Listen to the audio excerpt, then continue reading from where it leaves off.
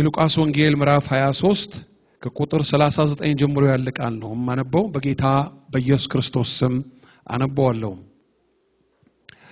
ከተሰቀሉትም ከክፉ አድራጊዎቹ አንዱ አንተስ ክርስቶስ አይደለህምን? ራስህንም እኛንም አድን ብሎ ሰደበው። ሁለተኛው ግን መልሶ አንተ እንደዚህ ባለ ፍርድ ሳለህ እግዚአብሔርን ከቶ አትፈራውምን?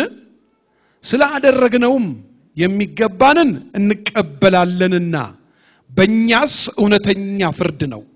ይህ ግን ምንም ክፋት አላደረገም ብሎ ገሰጸው። ኢየሱስንም ጌታ ሆይ በመንግስትህ በመጣህ ጊዜ አስበኝ አለው። ኢየሱስም እውነት እልሃለሁ ዛሬ ከኔ ጋር በገነት ትሆናለህ አለው። 6 ሰዓትም ያህል ነበረ።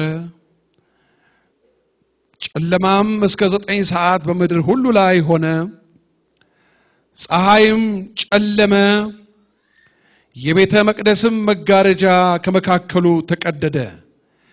ኢየሱስም በታላቅ ድምፅ ጮሆ አባት ሆይ ነፍሴን በእጅህ አደራ እሰጣለሁ አለ።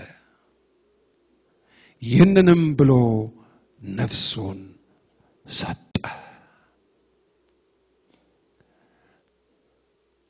እስቲ 1-2 ደቂቃ ለኔ በቀራንዮ መስቀል ላይ ዝም አልክ ነፍስህን ሰጠ ብላችሁ አስቡት። እስቲ ይታሰባል። ኢየሱስ ክርስቶስ ይታሰባል ወገኖቼ። መስቀል ላይ ለምን ዋልክ? ስለምን? እዛም በመስቀል ላይም ሆነህ የሚሰድብህ ነበርኮ። እስቲ ወገኖቼ ጥቂት ደቂቃ አስቡት። ለማን ነው ይሄ ሁሉ? እርሱ መለኮት አይደለምን? ስጋ የለበሰው ይሄን ሁሉ መከራ ለኛ ሊቀበል ነው። ስለዚህ ነው ፈጽሞ ኃጢአት የሌለበትን ፍጹም ቅዱስ ንጹህ የሆነውን ጌታ ኢየሱስን በኃጢአተኛው ሰው ፈንታ ሞተ። በኔ ፈንታ ሞተ፣ ባንቺ ፈንታ ሞተ። አምነው በስሙ ለመዳን የሚቀበሉትን ሁሉ ሊያድን ዛሬም እጆቹን ዘርግቶ በወንጌሉ ይጣራል። አቤት ጌታዬ! በልዑል እግዚአብሔር አብ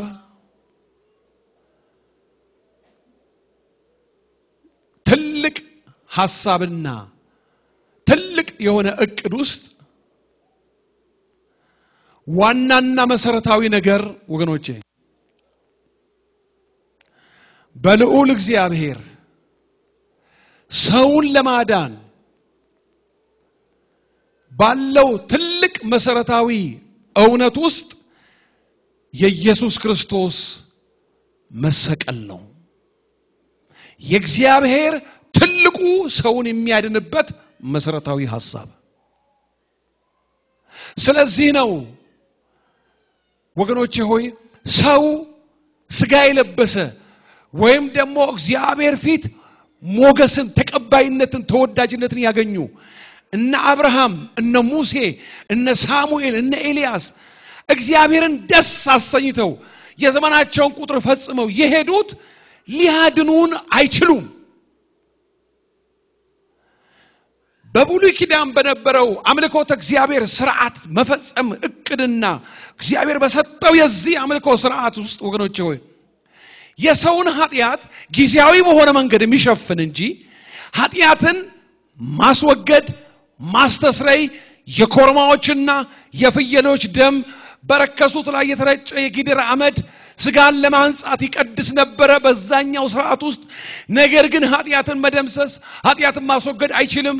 ኃጢአትን ደምስሶ ኃጢአትን አስወግዶ ስማችንን በሕይወት መጽሐፍ ላይ እንዲጻፍ ማድረግ የሚችለው በቀራንዮ መስቀል ላይ የፈሰሰው ክቡርና ቅዱስ የሆነው የኢየሱስ ክርስቶስ ደም ብቻ ነው። ክብር ለኢየሱስ ክርስቶስ ይሁን። ስለዚህ ወገኖቼ ሆይ በዚህ የሰውን ልጅ የሰውን ዘር በማዳን የእግዚአብሔር ዘላለማዊ መሰረታዊ በሆነው እቅድ ውስጥ ኢየሱስ ክርስቶስ ወደዚህ የስቅለት በመስቀል ላይ ለመሞት በመስቀል ላይ እጆቹ ተቸንክረው እግሮቹ ተቸንክረው ጎኑ በጦር ተወግቶ ራሱ በሾህ አክሊል አድርገው በመቃ እየመቱ ደም እየፈሰሰው ባለበት ሰዓት ላይ ሁለት ወንጀለኞች አገሩን ከተማውን ምድሩን በወንጀልና በአመጽ ስራ ምክንያት ተይዘው ታስረው በመስቀል ሞት እንዲቀጡ የተፈረደባቸውን ከእስር ቤት አወጧቸው። አንደኛውን በኢየሱስ ክርስቶስ በስተግራ በኩል አንደኛውን በቀኝ በኩል ሁለቱንም ሰቀሏቸው። እንግዲህ አስተውሉ። የሰው ልጅ ልብ የጥንካሬውን ደረጃ በጥቂቱ እንኳን ለማየት ብንፈልግ እዚህ ጋር አንድ የሚታይ ትልቅ ጉድ ትልቅ ቋንቋ የማይገልጠው እግዚአብሔር ብቻ የሚያውቀው የሰው ዘር ልብ የክፋቱን ጥግ እዚህ ጋር ታዩታላችሁ። እጁ ተቸንክሯል፣ እግሩ ተቸንክሯል፣ ደሙ እየፈሰሰ ነው ያለው። መካከል ላይ ኢየሱስ አለ፣ በዚህ በአንደኛው በኩል አለ። እንደዚህ ያለው ዞራልና አንተ ክርስቶስ አይደለህምን? ታዲያ ራስህንም እኛንም ለምን አታድንም አለና ይላል መጽሐፍ ቅዱስ ነው የሚለው ያለው ሰደበው ይላል። እኔ ሜዳ ላይ ቢሆን አይገርመኝም፣ ወይ በመኩራብ ቢሆን አይገርመኝም፣ ወይ በሜዳ ወይ በተለያየ ቦታ ቢሆን ምንም አይደንቀኝም። ምን አይነት ልብ ነው የሰው ልብ? በሞትና በሕይወት መካከል የመሆን ጉዳይ አይደለም። በሮማውያን አስተዳደር በቄሳር በነበረው ሥርዓት ውስጥ ይሄ የግድያ መንገድ የተደረገበትን በመጽሐፍ ቅዱስና በታሪክ እንደሚባለው ወገኖቼ ሆይ ወንጀለኛ ሰዎች መቀጣጫ እንዲሆናቸው ቶሎ እንዳይሞቱ ለረጅም ጊዜ ተሰቃይተው እንዲሞቱ። ምክንያቱም እጁ ነው የተበሳው፣ እግሩ ነው የተበሳው። ስለዚህ ነፍሱ ቶሎ አትወጣም። ምን ይሆናል? ለረጅም ጊዜ ይሰቃያል። የሚገርመው ሮማውያን በዚህ የሞት ፍርድ ካለባቸው በእንዲህ አይነት ሞት እንዲቀጡ አይደረግም። ሮማውያን ላይ አይሰራም ይሄ ከሮም ዜግነት ውጪ ላሉ ሰዎች ብቻ ነው ይሄ ፍርድ የሚፈጸመው። ይሄ የመስቀል ሞት የመስቀል ላይ ያለው ግድያ የሚፈጸመው ወንጀል ለሰሩ ሰዎች የሚፈጸመው። እስቲ አንድ ጊዜ ተረጋጉና እኔ ብቻዬን ቤቴ ውስጥ ቁጭ ብዬ ሳወጣው ሳወርደው አቤቱ እግዚአብሔር ሆይ ሰዎች የምንባለው ምንድነን? ምን አይነት ፍጥረት ነን? እንዴት ነው የቻልከን? እንዴት ነው የሞትክልን? እንዴት ነው የታገስከን? እንዴት ነው የተሸከምከን? ሰው ከጥቂት ሰዓታት በኋላ ምናልባት ከሁለት ሰዓት ወይ ከሶስት ሰዓት በኋላ ተሰቃይቶ የሚሞት ሰው ስድብ ካፉ ማውጣት ይችላል? ስድብ ከልቡ ውስጥ ያውም ሰማይንና ምድርን የፈጠረ እንደሆነ ስለ አዳኝነቱ የሰማው ነገር እንዳለ ክርስቶስ አይደለህምን? ሰምቷል ስለ አዳኝነቱ። እንዴት ሰው በደም ተነክሮ እጅና እግሩ ራሱ በደም ተየጠጀቀጀቀ ያለ ሰው በዛ ሁሉ መከራ ውስጥ እንደምንም ብሎ አፉን አይደለም እኮ ልብ ውስጥ ያለው አፍ እንዴት መከፈት እንደሚችል አቅሙን አያችሁት? ለዚህ ነው የሰራዊት ጌታ እግዚአብሔር ሲናገር በመድር ላይ ሰውን ከፈጠረ በኋላ በዘፍጥረት ምዕራፍ 7 ላይ እግዚአብሔርም ሰውን በመፍጠሩ ተጸጸተ። የሰው ልብ ከታናሽነቱ ጀምሮ እንዴት ክፉ እንደሆነ እግዚአብሔር ብቻ ያውቃል። እኔ ሰውን ማየት የምፈልገው እንደዚህ አይነት ነገር ላይ ነው። ለእንደዚህ አይነት ሰው ለመሞት ከሰማይ ሰማያት ወረደ መለኮት ጌታ ኢየሱስ ክርስቶስ። እንዲህ አይነት ለሆነው ሰው ለተባለው ለምን መስለው ነገር ግን ሊሞትልንና በእኛ ፈንታ ሆኖ እርሱ የኛን ሞት ሞቶ ስቃያችንን ተሰቃይቶ ፍርዳችንን በርሱ ላይ አድርጎ ሊሞትልንና ትሉ ከማይሞትበት በዲን ከሚቃጠል የገሃነመ እሳት ፍርድ ሊያወጣን ከሰማይ መለኮት ከሰማይ ሰማያት ወረደ በቅድስት ድንግል ማርያም ማህፀን ላይ በመንፈስ ቅዱስ ተጸለለ መለኮት ስጋ ለበሰና ፍጹም ሰው ፍጹም አምላክ ሆኖ በመድር ላይ ተመላለሰ እውነተኛ አምላክ ነው በመድር ላይ ያለ ከመድር ወደ ምድር መጥቶ ስጋ ሳይለብስ አምላክ ነው ምድር ላይ ያለ አምላክም እውነተኛ ሰው ነው ፍጹም ሰው ፍጹም አምላክ ነው ካረገ በኋላም ሁሉም በሚችለው እግዚአብሔር ቀኝ ከልዑል እግዚአብሔር አብ ጋር እኩል እየገዛ ያለ የመለኮት አምላክ ነው እኛን ለማዳን ለመጣው ጌታ ክብር ይገባዋል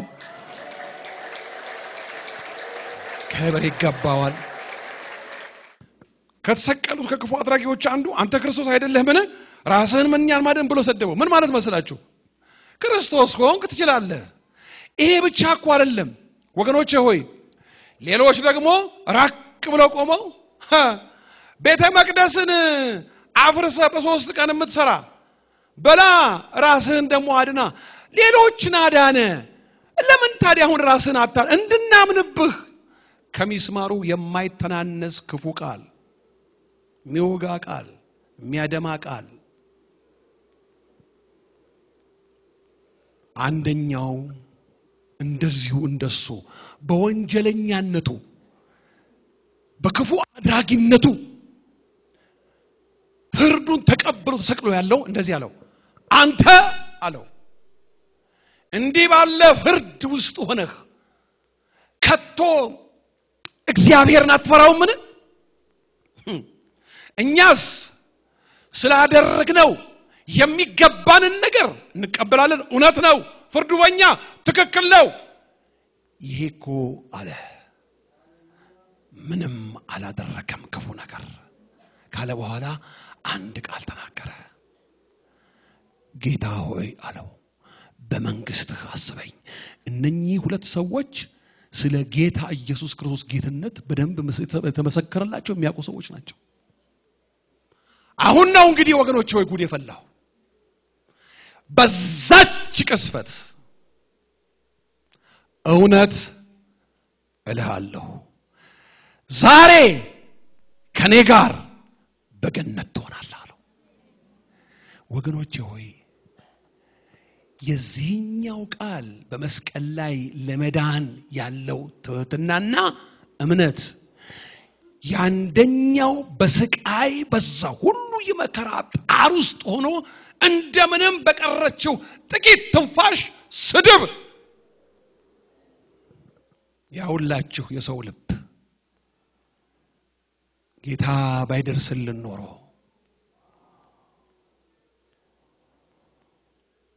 በእውነት እልሃለሁ አለው ወገኖቼ ሆይ በመስቀል ላይ ሆኖ የዘላለምን ሕይወት ሰጠው ገነት ማለት መንግስተ ሰማይ ማለት ነው እግዚአብሔር አምላካችን የተመሰገነ ይሁን ምንም ኃጢአት የሌለበት ፍጹም ቅዱስ የሆነው ጌታችን ኢየሱስ ክርስቶስ በኃጢአተኛው ሰው ፋንታ በመስቀል ላይ ሞተ በጌታ ፍቅር ነው መጠይቃችሁችን ነገር እንዳትረሱ ኢየሱስ ክርስቶስ ሞተ ስትሉ መስቀልን እንዳታስቀሩ ኢየሱስ ክርስቶስ የሞተው በመስቀል ላይ ነው ለኃጢአተኛው ሰው እግዚአብሔር ልጁን አሳልፎ ሰጠ በጌታችን በመድኃኒታችን በኢየሱስ ክርስቶስ ስቅለት የኃጢአተኝነታችን ዋጋ በሙሉ ተከፈለ ሃሌሉያ የሰይጣን ሥራ ደግሞ ፈረሰ ክብር ለኢየሱስ ክርስቶስ ይሁን ጌታ በስቅላት ላይ ሆኖ ይሄንን የከፈለበትን ሰይጣን ስራ የፈረሰበትን የምትጽፉ ሰዎች ካላችሁ ሮሜ ምዕራፍ 3 ቁጥር 25 ጀምራችሁ ከላይና ከታች አንብቡት የሚገርም ነገር አለ ጌታ በመስቀል ላይ ሆኖ ከተናገራቸው ትልልቅ ንግግሮች መካከል ወገኖቼ ሆይ አንደኛው በዚህ አሁን ባነበብኩት በሉቃስ ወንጌል ቁጥር 34 ላይ የሚገኘው እንደዚህ የሚል ነው ትልቅ ንግግር ከሚባለው ወገኖቼ ውስጥ አባቶይ የሚያደርጉትን አያውቁምና ይቅር በላቸው ማንን ነው እንደዚህ የሚለው ኢየሱስ ክርስቶስ እዚጋ በጎኑ ሆኖ የሚሳደበውን እዛጋ ከታች ሆነው ልብሱን በእጣ የሚከፋፈሉና እጣ የሚጣጣሉትን ሰፍነግ ኮምጣጤ በሰፍነግ ማለት በስፖንጅ ነገር አምጥተው በመቃይዘው ወደ አፉ ያስጠጉትን እንደገና ደግሞ እስቲ ብሎ አንዱ ከመካከላቸው ሮጦ ተነስቶ ጦር ይዞ ጎኑን በጦር የወጋውን የሚያፌዙበትን የሚሰድቡትን የገረፉትን አጥንት እና ብረት ባለበት በተቋጠረበት ጅራፍ ጀርባውን በጣት ሰው ደም በደም ያደረጉትን እጁን የታጠበ ጲላጦስ አሳልፎ የሰጠውን ሄሮድስ ያፌዘበትን ቀይ ልብስ አልብሶ ወደ ጲላጦስ ሲመልሰው ያፌዘበትን የገረፉትን የተቹትን እዛ በልብሱ ላይ እጣ የሚጣጣሉበትን እዛ ማዶ ሆነው ራስህን አድና ይሉን የሚሰድቡትን ሁሉንም እንዲህ ይላል የሚያደርጉትን አያውቁምና ይቅር በላቸው እንዲህ ያለ አባት እንዳለን ወገኖቼ ሆይ ምን ያህል እናመሰግነዋለን አውቀነው የወጉትን ያሰቃዩትን የሚሰድቡትን አባቶይ የሚያደርጉትን አያውቁትም ማለት ምን ማለቱ ነው ኢየሱስ የሚለው ማን እንደሆንኩኝ አያውቁም ማለት ማን መሰላችሁ መስቀል ላይ ያለው ሰማይንና ምድርን ባህርንም የፈጠረ ነው ልዑል እግዚአብሔር አብ ፈጣሪ ነው ልዑል እግዚአብሔር ወልድ ኢየሱስ ክርስቶስ ፈጣሪ ነው እግዚአብሔር መንፈስ ቅዱስ ፈጣሪ ነው ይሄ ቅዱስ ሥላሴ ውበት ነው ወገኖቼ ሆይ ሰማይና ምድር ሲፈጠር አንዱ ከፍጥረት ከፈጣሪ ወገኖቼ ሆይ ከመንፈስ ቅዱስና ከአብ ጋራ ፈጣሪ ስጋ ለብሶ የገሃነምን አስፈሪነት የዘላለም የስቃይ ቦታ ማንንም ከገባ የማይወጣበት ቦታ እንደሆነ ከማንንም ልክ እሱ ስለሚያውቀው ማንንም ሰባኪ 100 ዓመት ይስበክ 1000 ዓመት ይስበክ አስፈሪነት የገሃነምን አሰቃቂነት የገሃነምን የዘላለም እሳት አለ እሳት ውስጥ እግዚአብሔር የፈጠረው ትል አለ አይሞትም ሰውን እያቃጠለ እያሰቃየ ለዘላለም የሚኖር ነው የዛም ቦታ አስከፊነት የሚያውቀው ጌታ ሰው ወደዛ እንዳይሄድ ስጋ ለበሰና ስለኛ መስቀል ላይ ሲውል ወገኖቼ ሆይ የዛም ቦታ አሰቃቂነት ምን ያህል እንደሆነ ስለሚያውቀው ነው የሚያደርጉትን አያውቁምና ይቅር በላቸው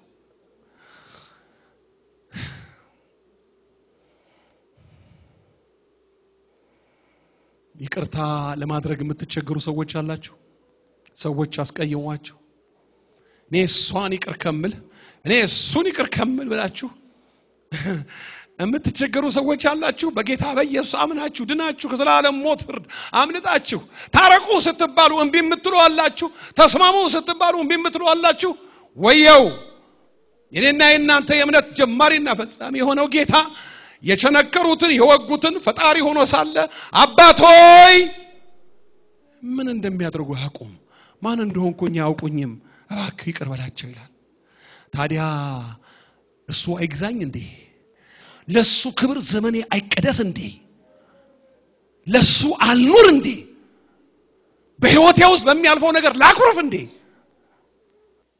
እሱ በእግዚአብሔር መልክ ሲኖር ሳለ ማለት he is God by himself ራሱ እግዚአብሔር ሆኖ ሳለ እርሱ እግዚአብሔር ሆኖ ሳለ ወደ ምድር ላለመምጣት ከእግዚአብሔር ጋር መተካከል ቀማት እንደሚገባ አልቆጠረውም። ነገር ግን በምስሉ እንደ ሰው ተገኘ፣ የባሪያ መልክ ያዘ፣ ራሱን ባዶ አደረገ፣ ለሞትም የመስቀል ሞት፣ የውርደት ሞት፣ የስቃይ ሞት የታዘዘ ሆነ። በዚህ ምክንያት አባቱ በዚህ ምክንያት እግዚአብሔር ያለ ልክ ያከበረውን ማክበር ይሆንልህ። ያለ ልክ ያከበረውን ማክበር ይሆንልሽ። ያለ ልክ ከፍ ከፍ አደረገው። ለምን? ከስምም ሁሉ በላይ የሆነውን ስም ሰጠው። ሐዋርያው ጳውሎስ የሚባለው ሐዋርያው ጳውሎስ የሚባለው ወንድም ይሄ ሚስጥር በርቶለታል። እንደዚህ ያለ እኛ ግን የተሰቀለውን ኢየሱስ ክርስቶስን እንሰብካለን አለ። አንድ ቆሮንቶስ ምዕራፍ 1 ላይ አውጡ። እንደዚህ ይላል ቁጥር 23 ላይ ቁጥር 22 ጀምሬ ላንብብላችሁ። መቼም አይሁድ ምልክትን ይለምናሉ፣ የግሪክ ሰዎችም ጥበብን ይሻሉ፣ እኛ ግን የተሰቀለውን ክርስቶስን እንሰብካለን። ለምን? ወንድም ጳውሎስ ለምን ጓደኛህን ጴጥሮስን አሰብከው? ለምን ኤልያስን የሚያክል በእሳት ሰረገላ የሄደ አብርሃምን የሚያክል አባት ለምን አሰብከውም? አብርሃም አልሞተለትም፣ ኤልያስ ለሱ አልተገረፈለትም። ወገኖቼ ሆይ ለሰው ዘር በመስቀል ላይ የዋለው አብርሃም የእግዚአብሔር ሰው ነው፣ ብሉይ ኪዳን የእግዚአብሔር ነው፣ አዲስ ኪዳንም የእግዚአብሔር ነው። የሚሰበከው ግን መስቀሉ ላይ የሞተውና የተነሳው ጌታ ነው። ክብር ለኢየሱስ ክርስቶስ ለዘላለም ይሁን። የሚሰበከው እሱ ነው የሚሰበከው። ወገኖቼ ሆይ ምን አለ? እኛ ግን የተሰቀለውን ክርስቶስን እንሰብካለን። ለምን? የእግዚአብሔር ጥበብ፣ የእግዚአብሔር ኃይል፣ የእግዚአብሔር ጥበብ የሆነው ክርስቶስ ስለሆነ። ይሁላችሁ ቁጥር 24 መጨረሻ ላይ እንደዚህ ይላል። ለተጠሩት ግን አይሁድ ቢሆኑ የግሪክ ሰዎች ቢሆኑ የእግዚአብሔር ኃይል፣ የእግዚአብሔር ጥበብ የሆነው ክርስቶስ ስለሆነ። የእግዚአብሔር ጥበብ ማንም የለም በመጽሐፍ ቅዱስ ላይ። የእግዚአብሔር ኃይል ብሉይ ኪዳን ከዘፍጥረት ምዕራፍ 1 እስከ ራእየ ዮሐንስ መጨረሻ የእግዚአብሔር ኃይል ነው የሚባል የለም ያለ ኢየሱስ ክርስቶስ። ስለዚህ ታዲያ የእግዚአብሔር ጥበብ እሱ ከሆነ ጥበብ ሁሉ የሚገለጥበት ምንጩ እሱ ከሆነ፣ የእውቀት ምንጩ፣ የጥበብ ምንጩ፣ የማስተዋል ምንጩ እሱ ከሆነ፣ እንዲያስ የእግዚአብሔር ኃይል በሙሉ እሱ ከሆነ ታዲያ መንፈስ ቅዱስ ደግሞ ሊመጣው ይሄንን ኃይል የሞላበትን አምላክ እሱን ሊገልጠው ከሆነ ልክ ናቸው አባቶች። ኢየሱስ ክርስቶስን እንሰብካለን። ምኑን? የተሰቀለውን። ማንን? ይሄ በዚህ ዘመን አሜሪካ ላይ የተፈጠረው የእምነት እንቅስቃሴ የሚባሉ የብልጽግና ወንጌል የያዙ የፈጠሩትን ኢየሱስ አይደለም፣ የመስቀሉን ኢየሱስ። እሱን እንሰብከዋለን፣ እሱን እንናገረዋለን፣ ለሱ ክብር እንኖራለን። እግዚአብሔር አምላክ የተመሰገነ ይሁን። አሜን። ወገኖቼ ሆይ እሱ ይላል ሲናገር በክርስቶስ ኢየሱስ ላመናችሁ በተሰጣችሁ በእግዚአብሔር ጸጋ ምክንያት። ጸጋ በክርስቶስ ስታምን ጸጋ ይሰጣል፣ በማንም አይደለም። ሁል ጊዜ ስለ እናንተ አምላካችንን እናመሰግናለን። ለክርስቶስ መመስከሬ በእናንተ ዘንድ እንደጸና በነገር ሁሉ በቃልም ሁሉ በእውቀትም ሁሉ በእርሱ ባለጠጎች እንድትሆኑ ተደርጋችኋል። በእርሱ ሰማያዊ በረከት፣ ምድራዊ በረከት እንደ እግዚአብሔር ፈቃድ የሆነው የተለቀቀው እሱን ነው። ማንን ነው የምትመሰክረው? መሰክረው ወጥቼ ሞቶ የተነሳውን የሞትን ኃይል የሰበረውን ባብና ጊንጡን ሊያስረግጠኝ እኔም በደሙ አጥቦ ሰው ያደረገውን ከመቅበዝበዝ አሳርፎ የሞትን ቀንበር የሰበረልኝን ሞቴን በሕይወት የለወጠውን እሰብከዋለሁ፣ አወራዋለሁ፣ እኖርለታለሁ፣ አስቀድመዋለሁ፣ አከብረዋለሁ፣ ገዛለታለሁ። የዘላለም አባት፣ የዘላለም ጌታ፣ የዘላለም ንጉሥ ነው። እሱ የዘላለም አምባ ነው። እሱ ለድሃ አደጎች አባት ነው። እሱ ለበደሊቱ ዳኛ ነው። እሱ ብቸኞችን የሚያነጋግር ጌታ ነው። እሱ ለወደቁት የሚያነሳ፣ የሳቱትን የሚመልስ፣ ወርደትን በክብር የሚለውጥ፣ ባዶን የሚሞላ፣ እንባን የሚያብስ፣ በደሙ አጥቦ የሚቀድስ በክርስቶስ ኢየሱስ ለተቀደሳችሁት እርሱን ወደ መምሰል እግዚአብሔር አብ ሊያሳድጋችሁ በቃሉ እውነት እየመከረ ወደ ፈቃዱ ምክር ክርስቶስን ወደ መምሰል ሊያሳድጋችሁ መንፈሱን የላከላችሁ እርሱ በክርስቶስ ኢየሱስ ለተቀደሱት የእርሱና የኛ ጌታ የሆነውን የጌታችን ኢየሱስ ክርስቶስን ስም በየስፍራው ከሚጠሩት ሁሉ ጋር ቅዱሳን ለመሆን በክርስቶስ ስለኛ በመስቀል ላይ ዮሐንስ ወንጌል ሲናገር እኔ አለ ዮሐንስ ወንጌል ምዕራፍ 20 ላይ ራሴን አለ ስለ እነርሱ ቀድሳለሁ ቅድስና ጌታን ስንቀበል በህይወታችን ገባ አሁን ትእዛዙ ምንድነው እሱን ለማክበር ለተሰጠነ ቅድስና ምላሽ የሆነ ህይወት እንደ ቃል እግዚአብሔር መኖር ነው እንጂ ለመቀደስ ከየት አመጣልን በመናችን ነው የምንቀደስ ቀዳሹ የቀደሰን በመስቀል ላይ የኛን ሞቶ የቀደሰ ጋር ክብር እንስጠው ክብር የተገባው ጌታ ነው ተመስገን ነው እግዚአብሔር አምላክ የተመሰገነ ይሁን ወገኖቼ ሆይ እኛ ግን አለ